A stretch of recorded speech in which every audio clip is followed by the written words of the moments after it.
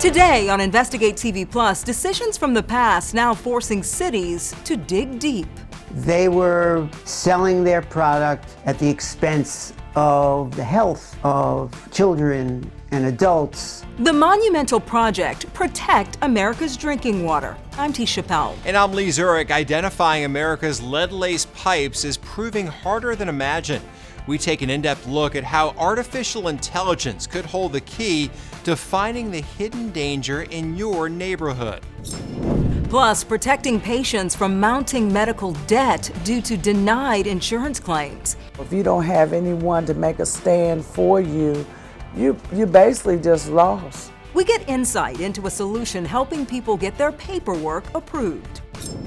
Then redesigning swings and slides with every kid in mind. There's some sound deadening actually even here, and that could just be a really good space for a reset. How a teen used his differences to inspire a playground that accommodates children of all abilities. It's gonna be amazing. I think everyone's gonna love it. In-depth stories that inform and inspire. You're watching Investigate TV Plus. You may have received a notice in the mail or seen an announcement on TV. Someone might have even knocked on your door. Local governments are working to identify and replace lead pipes that could be supplying water to your home. But one of the first steps in the 10-year plan may have already sprung a leak. Many water systems in the country missed their first deadline to submit an inventory of their lead water lines.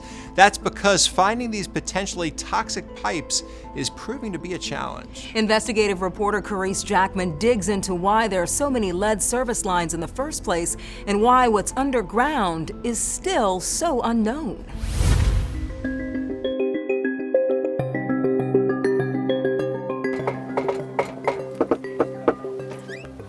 Hello, how are you? Good afternoon. My name is Danielle Crouch. I'm with DC Water. Handing out flyers. DC Water. Leaving messages. All right. 1262, no engagement, dear, leave information. It's not a political campaign these volunteers across Washington, D.C. are canvassing for. Okay. And at this time, DC Water is offering a lead-free program to have your service line replaced for free. But rather a push to get the lead out of all pipes in our nation's capital. The same mission in place across America. So when you start to think about drinking water in this area, we service about 700,000 residents in the District of Columbia. Kirsten Williams is with DC Water, a utility company covering DC, parts of Maryland, and Northern Virginia. So just this past year, we have knocked on over 24,000 doors to educate them about our lead-free DC program. We tagged along with DC Water, getting an exclusive look as they walked, excavated roads and yards, and informed their customers about their lead replacement program. An efficient and aggressive push to make water lines safer for the homeowners they serve. What they found, in some cases, unexpected. Yeah, it's incredible that there's still a pipe out there that's 130 years old and carrying water to us every day. It's wild. To understand what's going on here, there are a few things we're digging into. A national mandate to replace lead service lines, one that's proving difficult for many cities. A history in America of using lead service lines, but not always documenting them effectively. And of course, the growing concern over the health impacts of having lead leaching into our water. In the 10-year plan to get the lead out, fall 2024 marked a big milestone. Water systems nationwide had an October 16th deadline to submit their initial lead inventory numbers to their states. We found some states like Massachusetts reported that they received 99% of their water systems inventories. But we also found states where hundreds of water departments missed that deadline. In Virginia, for example, around 300 water systems out of more than 1,500 did not turn in their inventories on time. In Georgia, over 400 out of more than 1,900 water systems did not meet that deadline either. So how did our water systems get to this point? To understand how we got here,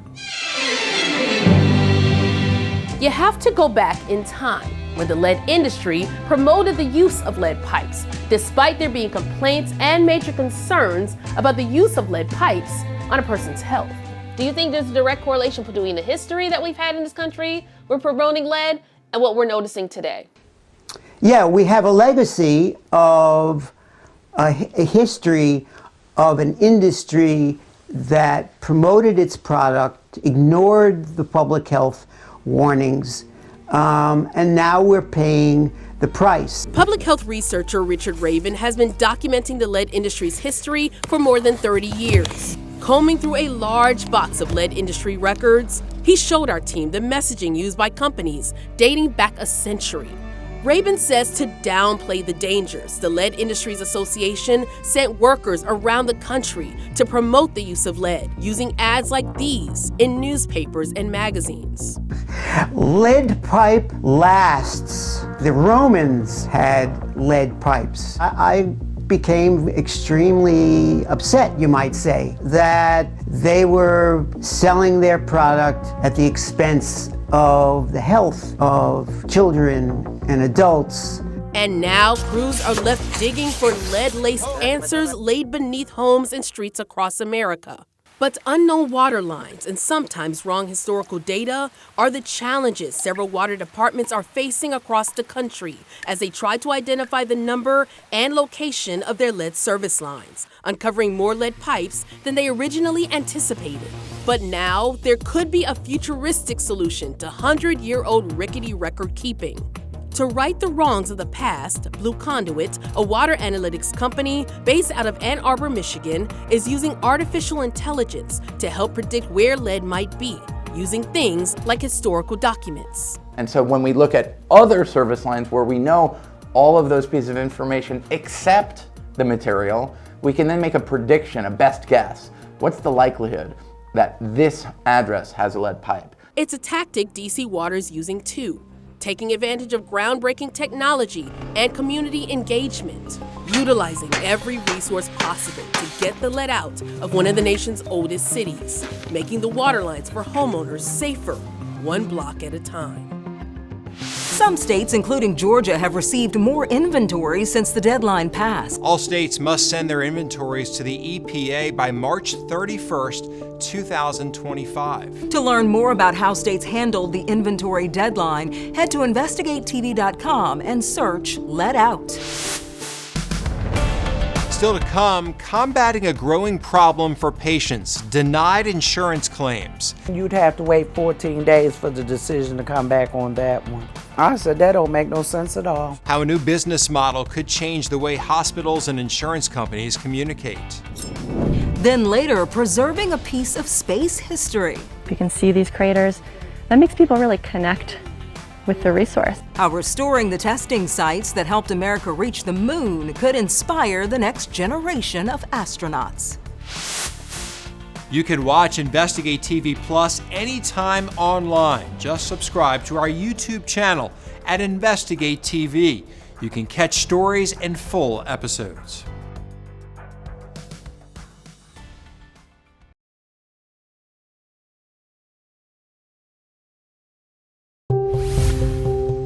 Despite a majority of Americans having some form of health insurance, medical debt is a burden many carry. Analysis by the Kaiser Family Foundation finds nearly 1 in 12 adults in the U.S. have medical debt, and most of them owe more than $1,000. One way a patient can incur that debt when their insurance company denies a claim to pay for a service, even if they've already had it done.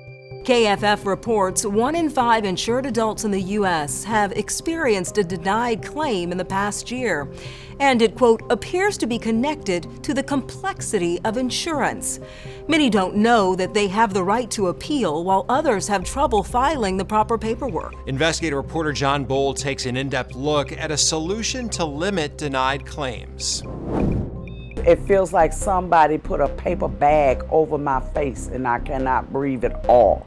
It literally chokes me out to the point that I lose consciousness. Kim Watts lives alone, wearing a defibrillator in a room piled high with medical paperwork documenting her acute respiratory failure, chronic obstructive pulmonary disease, chronic congestive heart failure, and many other health issues.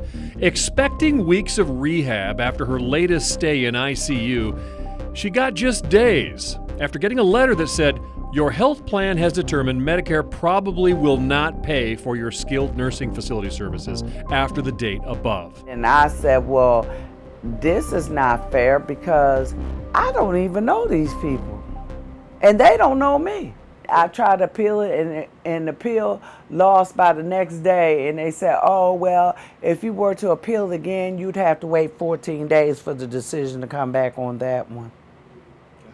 I said, that don't make no sense at all. Many of us recognize this kind of letter because important tests, procedures, or rehab we needed, ordered by our doctor, have been denied by insurance. If you don't have anyone to make a stand for you, you basically just lost. That's the subject of a paper U of L law student Frank Bifus researched and wrote, which got published recently in the U of L Law Review.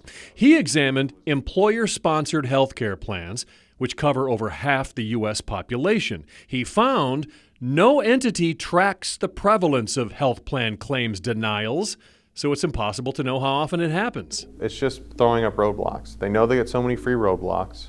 There's no reason not to throw up roadblocks. They can delay people from getting care, and a lot of people just are going to go, well, I guess I don't get that. I guess that care is not for me. He discovered the doctors insurers hire to review claims have malpractice immunity. And he also found insurers are immunized from damages or punishments. Frank Bifus isn't the only one who noticed a problem for patients.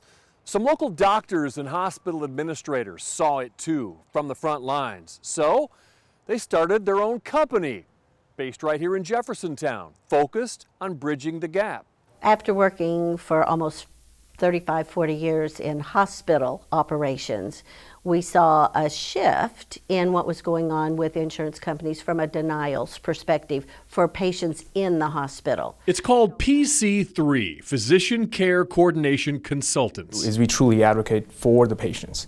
And we sort of serve as the middle person, the middleman, whatever you want to call it, between insurance and hospitals, where we sort of communicate because we understand both sides, and we sort of ensure that, claims go through right, we're bringing appropriate claims, and so that they're not denied. Over time, it's gotten more. It started out with the federal government looking at the spending for Medicare patients, and then, of course, the state looking at the spending for Medicaid, and then it blossomed into more with the commercial payers, just out of the use of services and the cost of services. They say claims are often denied because insurers don't have the proper documentation. One of the most common mistakes is they might not have all the information. Sometimes it's that, you've requested something and there is no paperwork that's sent at all. So sometimes we get on these calls and we're chatting with the other physician on the other side, and they have nothing to go by. And that's where we sort of come in and get the right information in front of them to get cases approved. Instead of your doctors spending valuable time pleading your claim case over the telephone when they could be treating patients, PC3 does that work. They claim they're having more success in getting denials approved, and there are no bad guys in this. So really, honestly, I don't think it's the fault of the hospital, it's not the fault of the physicians, it's not the fault of the payers, right? It's sort of the system that we're locked into today, and this is the byproduct of the system, unfortunately. For now, PC3 only works with hospitals, not individuals. In just 1 year after opening, the company says it went from assisting 2 hospitals to 30. If you need to appeal a claim denial, the advocates we spoke with say to make sure you understand your health plan's specific process and keep records of everything you do, like when you took each step or who you spoke with. If you continue to have trouble, they suggest talking to your doctor or contacting your state's insurance commission. Still to come, pioneering a playground for inclusion. I never thought of the disability. It's kind of just me being different than others. Meet the mastermind behind a new design that's helping more kids express themselves. But first, bringing new life to a decades-old lunar training site. We'll show you what it takes to restore a key piece of America's space exploration history. You can watch Investigate TV Plus anytime, streaming online. Get the app for Roku, Amazon Fire TV, and Apple TV. They're free to download.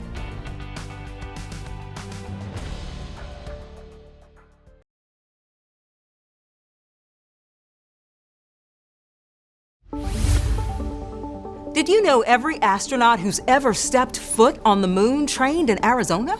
Did you know that before you I read didn't. that? I had no idea. I learned something today. Yeah. The otherworldly landscape of volcanic fields brought NASA specifically to Flagstaff, where several years before the first moon landing in 1969, they built a training ground to simulate the lunar surface.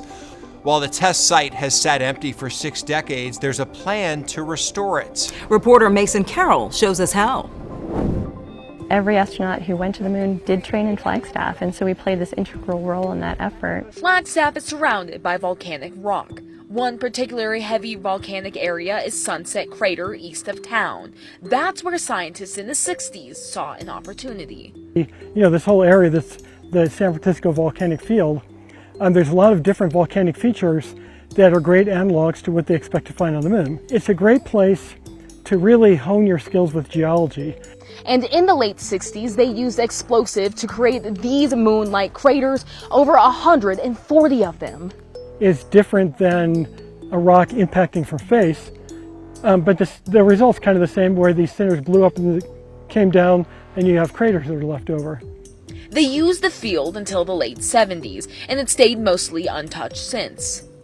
Even then, people understood how important it was to keep this for posterity and to educate people about the astronaut training as part of the moon mission. Now the Forest Service is working to restore the site to what the original training field looked like, removing decades worth of brush and trees.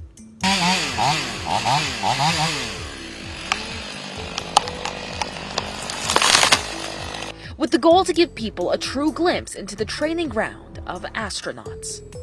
And it looks the way it does now. It's been restored. You can see across the landscape. You can see these craters. That makes people really connect with the resource. It really makes people connect with the history. The U.S. Forest Service plans to work with Wood for Life, an initiative by National Forest Foundation to give the extra wood collected from clearing the training site to indigenous communities for those who rely on firewood to heat their homes. Flagstaff isn't just for aspiring astronauts, but astronomers as well. It's home to the Lowell Observatory, which has connected people to the stars for 130 years. At the observatory, astronomers first discovered Pluto in 1930. And Lowell researchers also played a role in protecting dark skies.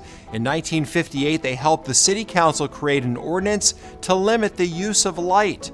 For decades, the city stayed committed to dimming light pollution, and in 2001, Flagstaff became the world's first dark sky city. Now there's more than 200 designated dark sky places in 22 countries. Up next, inspiring inclusion on the playground. If you ever had a child who didn't make the team, you know that feeling, when your child's not included. This changes that for them. How making small changes to these fun spaces can be a big difference for children of all abilities. Our in-depth coverage continues. You can get connected to Investigate TV Plus on all social media platforms.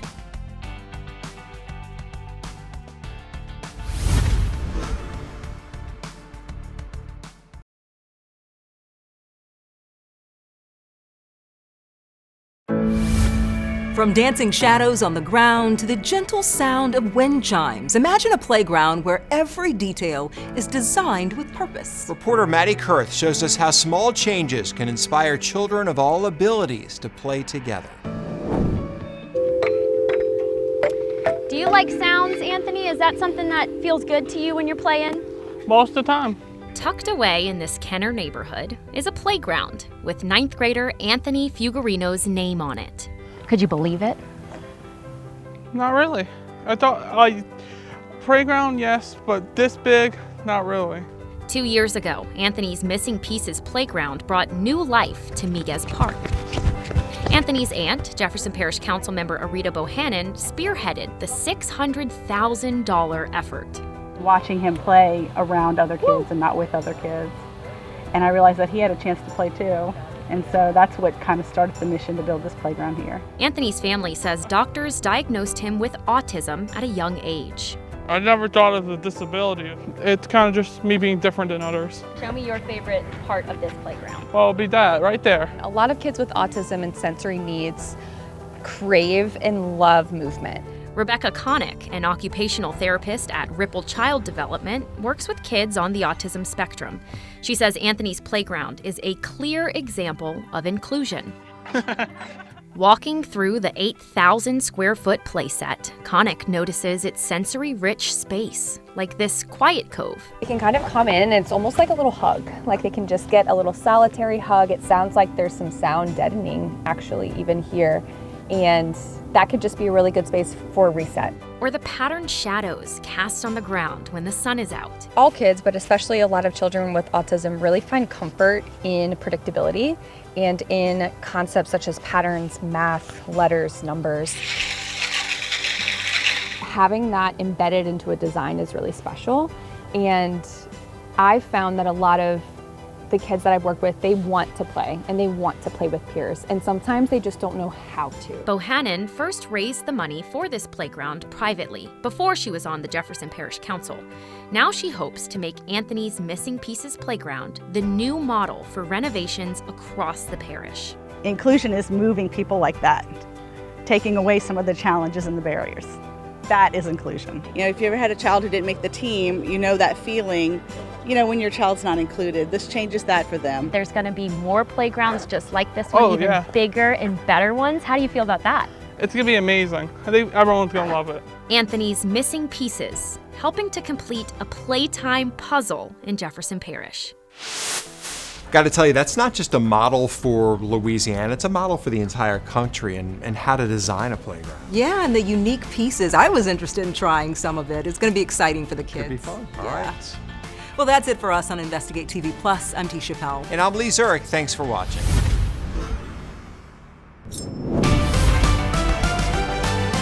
On the next Investigate TV Plus, a looming threat to a technology you use every day. And the average citizen doesn't ever see it. They don't even know it's there. They don't realize the harm that would be done if it suddenly weren't. We uncover how vulnerable our nation's GPS system has become. Do we have a backup system for this currently in the United States? Not a single backup. Plus the solutions that some say could keep the country running.